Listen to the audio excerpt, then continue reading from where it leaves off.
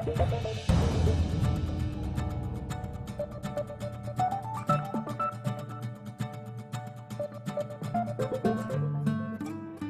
के बाद कार्यक्रम में एक बार फिर से आपका स्वागत है। ब्रेक के बाद हम आ गए हैं आज अजमेर लोकसभा क्षेत्र में। अजमेर लोकसभा क्षेत्र में हमारे संसद की पंचायत में हमने जिन लोगों को बुलाया है मैं परिचय कराऊंगा। हमारे साथ हैं विधायक वासुदेव देवनानी जी, हमारे साथ हैं महेंद्र सिंह रलावता जी, यहाँ कांग्रेस के अध्यक्ष हैं। बीपी सारस्वत जी हमारे साथ हैं भारतीय जनता पार्टी से। नौरत गुजर हैं कांग्रेस से, साथ में आम आदमी पार्टी से कीर्ति पाठक जी हमारे साथ हैं। और इसके अलावा अजमेर के बहुत सारे लोग हमारे साथ हैं जो इस हमारी पंचायत में भाग लेंगे। हम कोई फैसला सुनाने वाले नहीं हैं, लेकिन यहाँ पर हम वादे और इरादों को तोलेंगे, सतोलेंगे। सबसे पहले रलावता जी आपके पास आऊँगा। आपके सांसद थे यहाँ पर 5 साल, केंद्रीय मंत्री भी रहे। अजमेर का जो विकास होना था अजमेर के लोगों से पूछिए, अजमेर के लोगों की अपेक्षाएं थी, आप पूरा नहीं कर पाए। देखिए, जो भी अब ये कहता है 65 साल के अंदर पहली बार हवाई अड्डे का निर्माण अजमेर के अंदर हुआ। अजमेर में केंद्रीय विश्वविद्यालय अजमेर में आया। अजमेर को स्लम फ्री सिटी पूरे भारत में एकमात्र शहर का जो चयन हुआ वो अजमेर का चयन हुआ। अजमेर को ईडीए मिला, अजमेर डेवलपमेंट अथॉरिटी मिला। अजमेर को हेरिटेज सिटी बनाया। अजमेर को लोको और कैरिज कारखाने को 65 करोड़ रुपए मिले। अजमेर को 19 नई ट्रेनें मिली। मैं आपको बताऊं कि जितना विकास राजस्थान में नहीं, मैं समझता हूँ पूरे देश के अंदर सबसे सर्वोत्तम अगर विकास किसी सांसद ने किया होगा तो आदरणीय सचिन पायलट ने किया है। तो लोग क्यों कहते हैं, आखिर लोग क्यों कहते हैं देवनानी जी? अजमेर का ये जो सारे विकास की बातें कही गई ये केवल कागजी रहीं, क्योंकि अजमेर में जो केंद्रीय विश्वविद्यालय गिनाया जाता है वो बीजेपी की सरकार की देन है। और जहाँ तक हवाई अड्डे की बात है वो भी हमारी सरकार के समय का प्रारंभ किया हुआ, केवल पत्थर लगा है वहाँ। अभी तक कहीं भी उस पत्थर पहले दिन जो लगा उसके बाद आज तक कहीं भी कुछ भी नहीं हुआ है।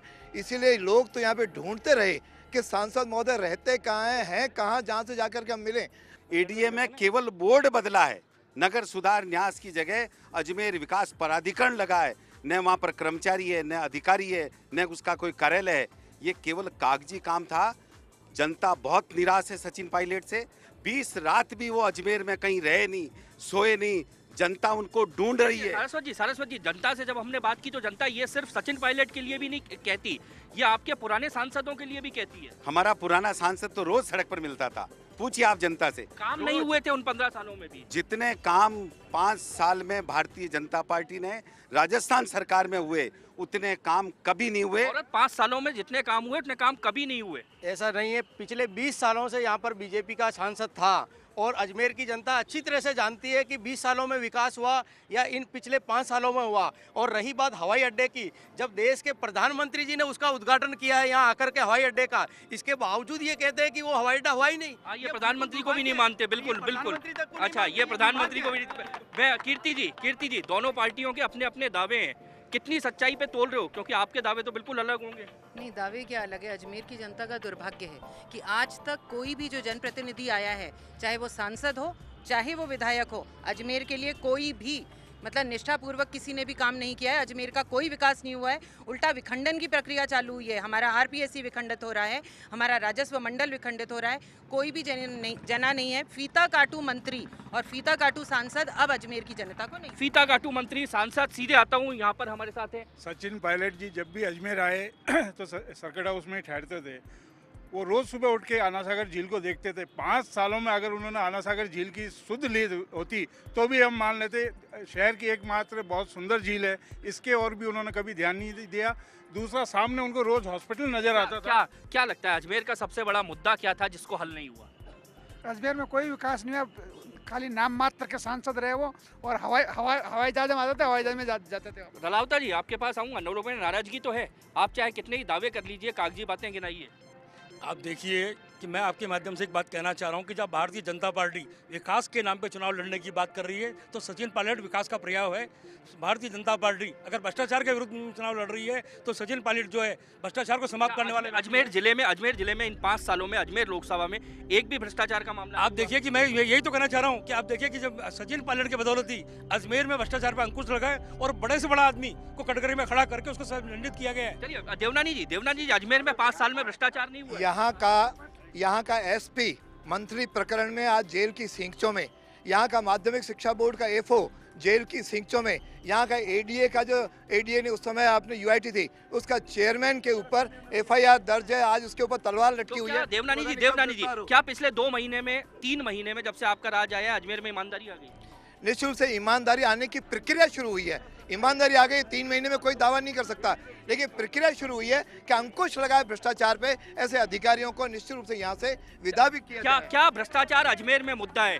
क्या भ्रष्टाचार अजमेर में मुद्दा है? अजमेर में विकास और भ्रष्टाचार ही मुद्दा है। सबसे बड़ी बात ही यही है, ना विकास हुआ है अजमेर का और भ्रष्टाचार चरम पर है।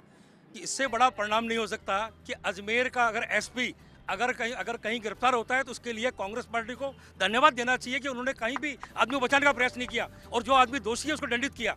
और इसलिए चलिए, देवनानी जी इन्होंने कहा कि हम खुद ने उसको दंडित इन्होंने तो बचाने के, इनका कह रहा हूँ कि जो यूआईटी का चेयरमैन था, इन्हीं की पार्टी का आदमी था, जो उम्मीदवार बनने जा रहा था, उसके ऊपर आज एसीबी ने क्लीन चिट उसको अनुमति दे दी गिरफ्तार करने की। मैं समझता इससे बड़ा और चलिए, क्या। हम आते हैं इधर और भी कुछ कहना चाह रहे हैं जी। भ्रष्टाचार की बात करें तो अजमेर के दोनों विधायक बीजेपी के थे। इन्होंने भ्रष्टाचार को मिटाने के लिए क्या किया? नगर निगम में बीजेपी का बोर्ड है, इन्होंने क्या किया भ्रष्टाचार बोर्ड तो आपका है। के लिए?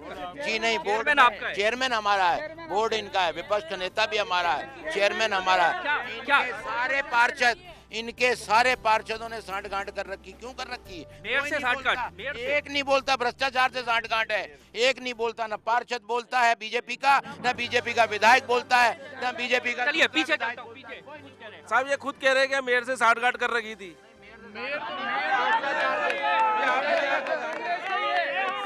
सर मैं तो इतनी सी चीज पूछना चाहता हूँ, सचिन जी युवा थे, उन्होंने अजमेर के युवाओं के लिए ऐसी कौन सी रोजगार की ऐसी चीज ला दी है, इंडस्ट्रियल लिया है अजमेर के अंदर? आपके सवाल के साथ मैं एक बार यहाँ पर नौरत के पास चलूंगा और आपके पास भी रालावता जी आऊंगा। आखिर अजमेर की एक बड़ी मांग है यहाँ के युवा को रोजगार की, आखिर इन 5 सालों में क्या किया आप लोगों ने? ऐसा है, सचिन पायलट जी ने, मैं मानता हूं कि हिंदुस्तान के नक्शे पर अजमेर का नाम वास्ते में रोशन किया है। और आज अजमेर के किसी भी गांव ढाणी का वो रोशन की बात नहीं कर रहा, रोशन तो बहुत हो चुका, लेकिन काम बताइए।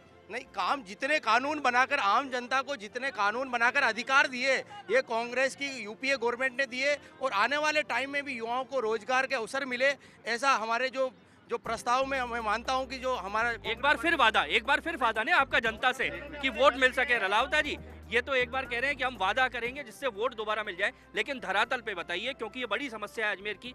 यहाँ के युवाओं को रोजगार के लिए कोई साधन यहाँ पर नहीं है, और दूसरी बड़ी चीज, जो ग्रामीण क्षेत्रों में विकास का पैसा है, लोगों को उसकी जानकारी नहीं है। आप देखिए कि महानरेगा के माध्यम से कांग्रेस सरकार ने जो काम देने का जो प्रयास किया, उससे गांव-गांव के अंदर खुशहाली का माहौल है। अजमेर के अंदर जब यहाँ पे आपका टिकट प्रिंटिंग प्रेस बंद होकर जा रहा था, तो कांग्रेस के सांसद ने उसको रुकवाया। अजमेर में जहाँ 19 नई ट्रेनें आई, तो आज उनको स्टाफ मिला है। क्या 10 साल में महानरेगा से देश में एक नई क्रांति आई है रलावता जी? महंगाई भी विषय है। आप देखिए कि मैं बताऊं आपसे कि महानरेगा से हर उस गरीब के हाथ के अंदर पैसा है, उसके खरीदने की ताकत बनी है। उस आदमी को पहली बार ये लोगों को लगा कि मैं अपना पैसे के नाम से अपना खुद का काम कर सकता हूँ, अपने परिवार का पालन पोषण कर सकता हूँ। आप गांव में जाएं रियलिटीज देखने के लिए कि 67 साल से बीजेपी और कांग्रेस ने किया क्या है, वो देखिए। उसके बाद इन चीजों आखिर इन्होंने कुछ नहीं किया। आपके पास ऑप्शन क्या है? हमारे पास ऑप्शन यही है, एक हम सीधा लोकतंत्र, प्लीज सीधा लोकतंत्र लेकर आएंगे। जो भी पैसा होगा सांसद का, वो वार्ड सभा और मोहल्ला सभा और साथ में दूसरी सभाओं के माध्यम से लोगों से पूछकर खर्च किया जाएगा। भ्रष्टाचार की गुंजाइश सबसे कम रहेगी। अब मैं सबसे एक चीज पूछना चाहूंगा कि आखिर देश का सबसे बड़ा मुद्दा क्या लगता है? किस मुद्दे पर इस देश का चुनाव लड़ा जाएगा? भ्रष्टाचार खत्म हो, भ्रष्टाचार खत्म हो और आदमी, हर नेता अपने क्षेत्र के लोगों के बारे में सोचे। भ्रष्टाचार खत्म हो। हम युवा रोजगार चाहते हैं, युवाओं के लिए रोजगार आने वाले। आपको भ्रष्टाचार, सिर्फ भ्रष्टाचार। हम सीधे यहाँ पर आते हैं। सबसे बड़ा मुद्दा विकास है। आपको क्या लगता है, विकास बड़ा मुद्दा है? विकास तो देश का होना ही चाहिए, लेकिन इस तरह शोर मचा के नहीं होना चाहिए। इस तरह एक आदमी के लिए पोपट लाल बना के शोर मचा के नहीं, विकास करने से होगा। सबसे बड़ा मुद्दा क्या है? सबसे बड़ा मुद्दा कांग्रेस सरकार का जो भ्रष्टाचार रहा है पिछले 10 सालों का, वो मुद्दा है। दूसरा, मैं सचिन पायलट के लिए कहना चाहता हूँ कि ये अजमेर नगरी गरीब नवाज की नगरी है। यहाँ पर सचिन पायलट से ज्यादा तो जायरीन आ जाता है हर महीने छठी शरीफ में। उन्होंने पिछले 5 साल में उतनी बार नहीं है जितनी बार यहाँ देश विदेश से जायरीन आते हैं हर साल, हर महीने। चलिए मैं इन सबके पास आता हूँ वापस। आपको क्या लगता है, देश में आपके जो विज्ञापन चल रहे हैं देश में राहुल गांधी के जो विज्ञापन चल रहे हैं, क्या राहुल गांधी की हवा चल रही है देश में जिसके पीछे आप चुनाव जीते? देखिए, आप जिस दिन चुनाव का फैसला होगा इनको मालूम पड़ जाएगा जमीन कहाँ है, क्योंकि जमीन कहाँ है। क्या आपका दावा क्या है? दावा क्या है आज की तारीख में? दावा के अंदर खाली एक ही बात है कि इस देश के अंदर सामाजिक सुरक्षा होनी चाहिए। आपका दावा क्या है इस लोकसभा चुनाव? सामाजिक सुरक्षा होनी चाहिए, न कि 3-3 महिलाओं के साथ। क्या अजमेर जीतेंगे? क्या अजमेर जीतेंगे? क्या देश में बहुमत लाएंगे? अजमेर तो 100% जीतेंगे ही। ऊपर आप मान के चलिए राजस्थान के अंदर भी हम बढ़त प्राप्त करेंगे, 25 सीटें आ रही है। और ये मान के चलिए कि देश में नरेंद्र मोदी ये सोचकर बोलिएगा रलावता जी, 163 सीटें इन्होंने जीती हैं और अजमेर में आपके पास सीट नहीं है। आप देखिए, मैं बताऊं आपसे कि उस टाइम जो काट की हांडी एक बार चढ़ गई, जनता को मालूम पड़ गया कि 24 घंटे इन्होंने बिजली देने की बात की।